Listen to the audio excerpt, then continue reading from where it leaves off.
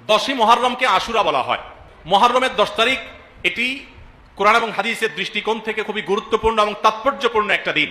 সারা বছরের ফজিলত এবং মর্যাদাপূর্ণ কয়েকটা দিনের একটা হলো আশুরা।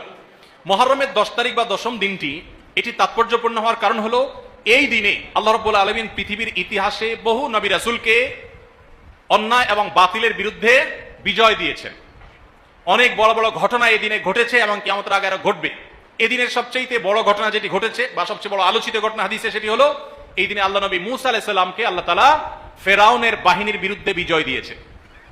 মূসা আলাইহিস সালাম এবং ঈমানদারদের বিজয়ের দিন এটি। মূসা আলাইহিস সালামের এবং বনী ইসরাইলের ফেরাউন তাদেরকে ধাওয়া করেছে, আল্লাহ তাআলা তাদের জন্য নীল নদে আল্লাহ তাআলা তাদের জন্য নদীর উপরে রাস্তা করে দিয়েছেন। সেই রাস্তা তারা পার হয়ে গেছেন অলৌকিকভাবে। আর ফেরাউন তার বাহিনী সহ তাদের অনুসরণ করতে গিয়ে মাঝ নদীতে গিয়ে নিমজ্জিত হয়েছে। এখনো ফেরাউনের লাশ মিশরের পিরামিডে আছে। আল্লাহ বলেছেন ওয়াকাযালিকা নুনাজ্জিকা